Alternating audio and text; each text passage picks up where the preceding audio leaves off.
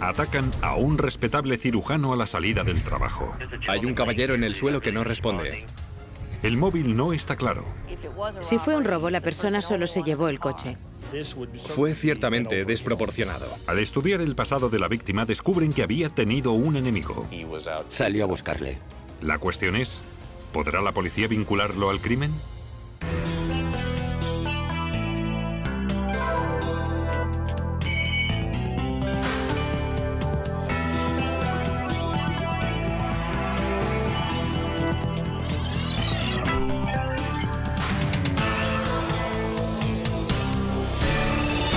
Crímenes imperfectos. Visita de la oficina. Desde que tuvo uso de razón, Brian Steadman quiso ser médico y quiso trabajar con niños. Por eso no sorprendió a nadie que después de licenciarse en la Facultad de Medicina en Harvard, se matriculara en oftalmología pediátrica. Cuando trataba a un niño, se ponía a su nivel y no trataba únicamente al niño, trataba a la familia entera.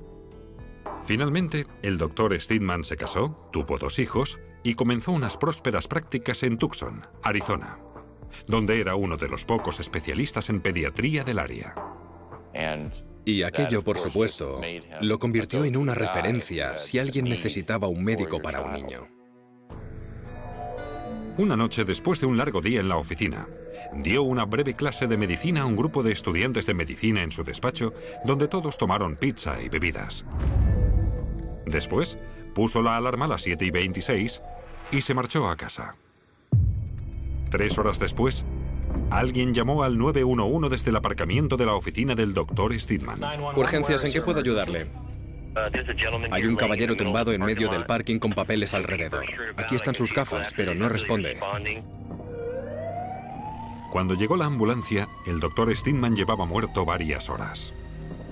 Había marcas de rasguños, marcas de cortes por todo su uniforme.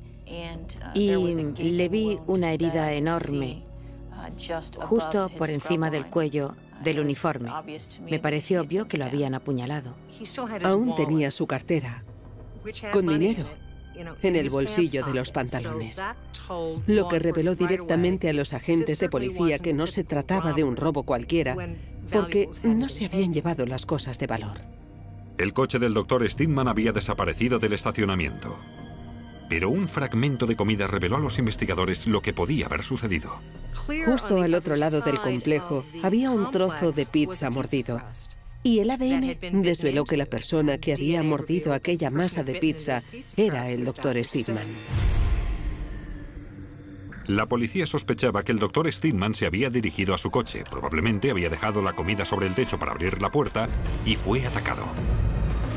El Dr. Steadman se apartó herido tambaleándose y seguidamente perdió la conciencia. A continuación, cuando su agresor subió al coche y se marchó al volante, el trozo de pizza salió despedido y cayó en el suelo del parking. Desafortunadamente, la policía no tenía testigos oculares y no había cámaras de vigilancia. La zona de estacionamiento no se ve desde la calle y no está muy iluminada. Tampoco hay cámaras de vigilancia ni nada parecido en el parking, así que está bastante oscuro. La policía intentó contactar con la esposa del Dr. Steadman, pero no respondía a las llamadas, así que fueron a casa del médico. Nadie abrió la puerta, por lo que decidieron entrar y encontraron a la viuda Daphne Steadman profundamente dormida. Cuando la despertaron dijo, ¿han disparado a mi marido? Resultó extraño que soltara aquello en particular. La policía advirtió también que los documentos financieros de la familia estaban a simple vista sobre una mesita de noche. Habían desconectado el teléfono del dormitorio y cuando hablaron con la señora Steadman, ella les contó que aquella noche había tomado somníferos. Pero nada indicaba que la señora Steadman hubiera salido de casa aquella noche, donde estuvo con sus 2 hijos pequeños. Los investigadores sospecharon que aquel comentario inesperado probablemente lo había causado la entrada de la policía en su casa y la confusión. En su opinión, debíamos investigar en otra parte y dejarla tranquila. Confío en su opinión. Pero, ¿dónde mirar? Era la gran pregunta.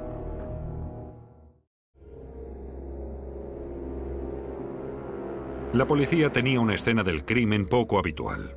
Un célebre cirujano apuñalado en el parking de su oficina. Le habían robado el coche, pero ¿era aquel el móvil? ¿O era el asesinato?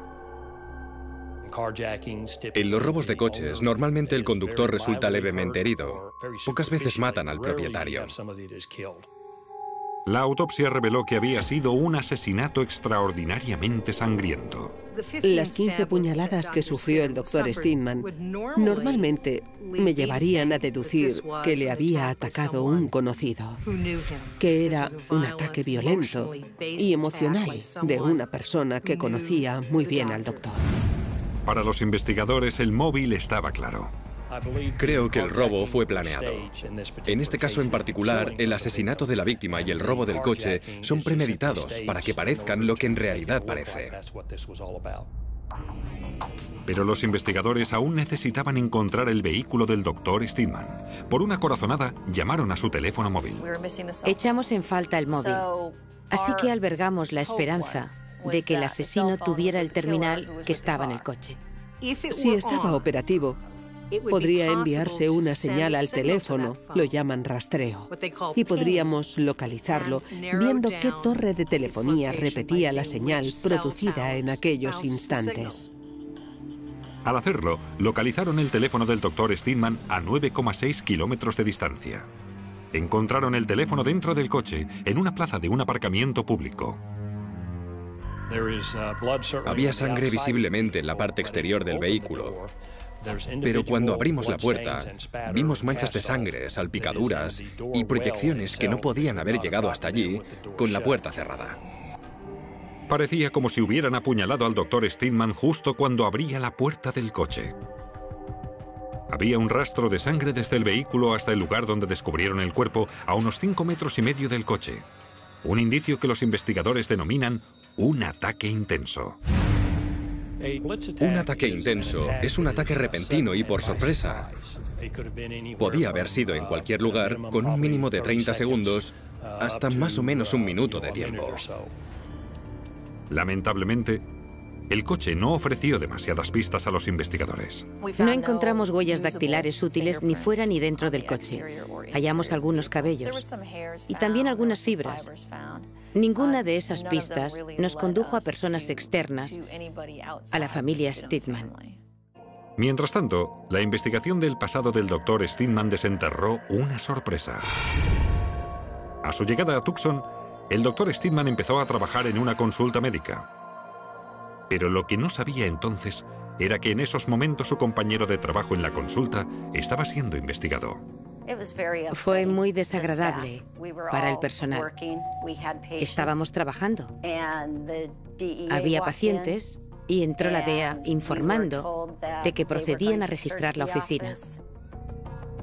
Encontraron pruebas de que el Dr. Bradley Schwartz, el hombre que había contratado el Dr. Steadman en Tucson, estaba implicado en un fraude de fármacos. Lo ilegal era que no eran medicamentos que estuvieran prescritos a pacientes por alguna enfermedad en concreto. El Dr. Steadman no estaba involucrado en esta actividad. Pero el Dr. Bradley Schwartz fue acusado de 77 cargos por fraude en la prescripción de fármacos. Fue suspendido como médico. Le prohibieron ejercer en Arizona hasta que completara determinados programas de terapia, supervisada además por una junta de médicos. Cuando acusaron al Dr. Schwartz, el Dr. Steadman abandonó la consulta y se montó una propia. Steadman se llevó la cartera de pacientes y con ello dejó a Schwartz sin nada por donde empezar a ejercer de nuevo. Cuando el Dr. Steadman fue asesinado, el Dr. Schwartz había completado su rehabilitación y recuperado su licencia como médico, volviendo a su actividad. Lo había descartado como sospechoso muy al principio porque no tenía sentido. Los problemas de Steadman y Schwartz formaban parte del pasado. El Dr. Schwartz tenía una coartada para la noche del asesinato de Steadman. Había sido visto cenando en un restaurante. Sabíamos dónde había estado toda la noche. El personal del Dr. Steadman no pudo identificar familias de pacientes que estuvieran enfadados con él. Los investigadores no tenían respuestas. Si no era un robo, Si no era una venganza, si no le habían querido robar el coche, ¿qué era?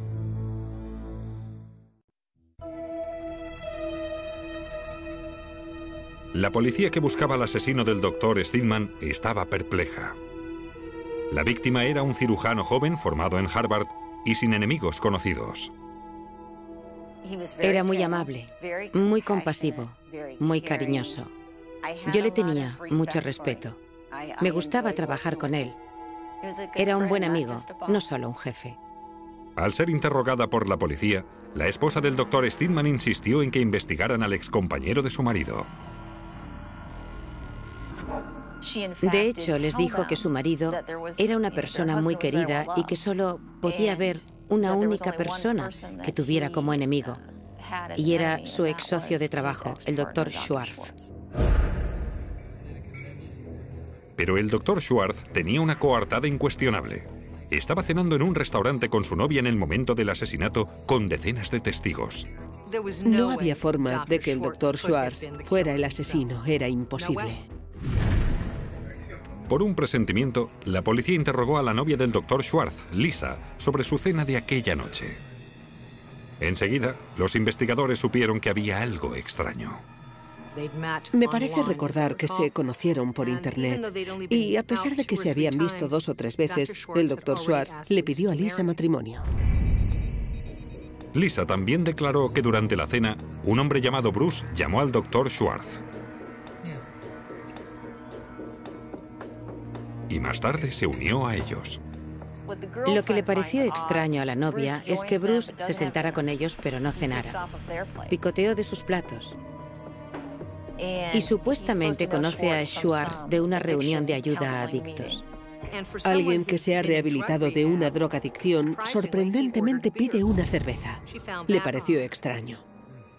Eran las 20:30 de la tarde, una hora después del asesinato de Steadman. Schwartz preguntó a Bruce, ¿y qué tal tu uniforme médico? Y la respuesta de Bruce fue, bien, ha funcionado bien. Cuando ella preguntó por qué motivo llevaba ese uniforme, Bruce respondió que lo había usado para montar a caballo, algo que le pareció más bien ridículo porque estaba familiarizada con los caballos. Cuando la policía analizó el registro de llamadas del Dr. Schwartz, descubrieron que había recibido una llamada desde la cabina de una tienda media hora antes del asesinato. Esa tienda está situada a poco más de 100 metros del complejo de oficinas donde estaba la oficina del Dr. Steadman. El empleado de la tienda afirmó que el hombre de la cabina iba vestido con uniforme de cirujano. ¿Qué tal? Contó a la cajera que tenía que estar en una reunión en la que se comía pizza, pero que no le apetecía la pizza. Fue un dato revelador, puesto que el Dr. Steadman servía pizza en aquel momento a los residentes que asistían a su clase al otro lado de la calle. Media hora después del asesinato, el Dr. Schwartz recibió una llamada de una cabina de teléfono situada al otro lado de la calle, donde fue abandonado el coche del Dr. Steadman. Había muchas coincidencias, y lo más importante era, en esos momentos, identificar quién era la otra persona. Los investigadores preguntaron en la consulta del Dr. Schwartz si alguno de los pacientes se llamaba Bruce. Dijeron que sí, que se llamaba Ronald Bruce Bigger. Llegó a la consulta del Dr. Schwartz después de una pelea y sufrir una herida en el ojo que necesitó de curas. Bruce Bigger no era un desconocido para la policía. Había estado en la cárcel por delitos de drogas, fraude y estaba en libertad condicional por una pena de falsificación. Lo que sabemos de Ronald Bruce Bigger, Bruce, es que estaba desempleado, no tenía un coche, no tenía un teléfono, no tenía una residencia, no tenía nada. Pero sí que era drogadicto. El día después del asesinato del Dr. Steadman, tenía mucho dinero.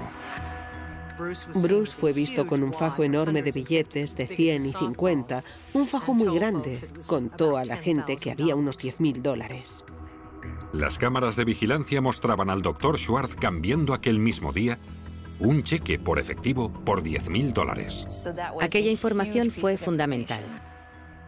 Gracias a aquella información, la policía pudo arrestar a Bruce Bigger a las afueras de Tucson. Unas horas más tarde, el Dr. Schwartz también fue detenido. Dr. Schwartz, ¿nos puede decir por qué lo hizo? ¿Lo hizo, doctor Schwartz? Sin comentarios. Pero los fiscales se enfrentaban a un gran problema.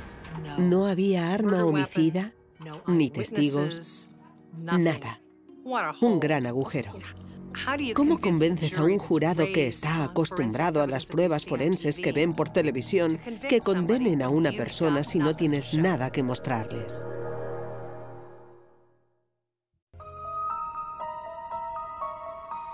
Tucson era el destino que el doctor Brian Steadman soñaba. Se mudó allí después de ser contratado por otro oftalmólogo, el doctor Bradley Schwartz. Pero los dos no congeniaron en realidad. El doctor Schwartz era adicto a los fármacos de prescripción y tenía una conducta reprochable. Mantenía aventuras con varias mujeres, lo que fue uno de los motivos de su divorcio. Mantenía relaciones sexuales con pacientes o madres de pacientes en la consulta. Cuando retiraron al doctor Schwartz su permiso para ejercer la medicina y comenzó la rehabilitación, el doctor Steadman decidió dejar la consulta y establecerse por su cuenta. Más tarde, cuando el doctor Schwartz se hubo recuperado y recuperó su licencia como médico, Schwartz tuvo que reanudar su práctica quirúrgica solo y, según sus amigos, estaba resentido. Básicamente sentía que Steadman no había estado a su lado cuando lo necesitaba. Lleno de frustración, el doctor Schwartz contó a sus diversas novias que había pensado en hacerle daño a su ex socio. Aquellas mujeres declararon que Schwartz tenía intenciones de tirar ácido a los ojos de Steadman, aplastarle las manos o arruinar su reputación poniendo pornografía infantil en su ordenador. Aunque los investigadores tenían muchas pruebas circunstanciales contra el doctor Schwartz y Bruce Bigger relativas al asesinato, querían más. Es increíblemente frustrante cuando sabes que tienes al culpable y todas las pruebas circunstanciales te respaldan, verifican tu sospecha, pero no dispones de ninguna que el jurado exige hoy en día. Pruebas forenses, una huella, una gota de sangre, el ADN. No las tienes. Por eso los investigadores revisaron el coche de Steadman en un nuevo intento por encontrar pruebas que contribuyeran al caso. No encontraron huellas dactilares de otras personas, cabellos ni fibras, y habían sacado muestras de prácticamente todo lo que pudieron encontrar. En este caso en particular, se analizaron decenas de hisopos en diferentes laboratorios, y muchos no tenían rastros de ADN. El ADN que encontraban pertenecía a la víctima. Pero después de analizar alrededor de 60 muestras, el laboratorio dio con una. El hisopo LX39 extraído del botón del aire acondicionado que tenía más de 2 picos. Eso indica inmediatamente que hay más de un donante contribuyendo al ADN revelado en la muestra. El pico largo del LX39 era el principal donante y se correspondía con el ADN del Dr. Steadman. El pico menor procedía de células epiteliales microscópicas, una muestra tan pequeña que era difícil de medir. Sabemos que el ADN del principal componente detectado en esta mezcla proviene de la sangre y creemos que el otro pico que se detectó era un ADN por contacto. El ADN por contacto se extrae de muestras epiteliales que quedan cuando alguien toca un objeto. Durante años, una muestra de ADN así de pequeña no podía analizarse. Pero hoy en día, los test del ADN son capaces de generar una muestra parcial. Era muy probable que el ADN del segundo donante fuera de Ronald Bruce Bigger. Los forenses creen que Bruce Bigger se había limpiado el sudor de la frente y luego encendió el aire acondicionado, dejando allí microscópicas células de la piel. Tener una pequeña prueba forense es mejor que ninguna. Así que un perfil parcial que coincida con el del acusado era para mí lo más importante, y fue lo que redujo las posibilidades señalando al autor. La fiscalía está convencida de que este asesinato se planeó elaboradamente. Vestido con uniforme de cirujano, Bruce Bigger llamó al Dr. Schwartz al restaurante sobre las 7 de la tarde para hacerle saber que estaba preparado. A las 7:30, el Dr. Steadman se dirigió hacia su coche. Bigger le asaltó con un cuchillo, apuñalándole repetidas veces. Los investigadores creen que Bigger llevaba guantes, pero que en algún momento se secó el sudor de la cara y luego encendió el aire acondicionado dejando allí su ADN. Después de abandonar el coche del médico, llamó al Dr. Schwartz desde la otra acera, lo que señalizó nuevamente su ubicación. Más tarde, se reunió con el Dr. Schwartz y su novia para cenar, donde intentaron comunicarse sin levantar sospechas. Aquello tampoco le salió bien. Cometió un error. Dejó allí una parte de sí mismo. Sin aquello, podría haber sido un crimen perfecto. Ahora podemos vincularle al coche y al asesinato. Bruce Bigger fue condenado por asesinato en primer grado y sentenciado a cadena perpetua. El Dr. Bradley Schwartz fue condenado por conspiración en un asesinato y cumplirá una pena mínima de 25 años. Bruce Bigger mató al Dr. Steadman porque quería dinero. Y el Dr. Schwartz tenía dinero y quería matar al Dr. Steadman. Y cuando se conocieron, aquello fue el catalizador. Tu objetivo como profesional es siempre intentar ser objetivo al máximo posible con tu análisis. A veces sirve para liberar a una persona.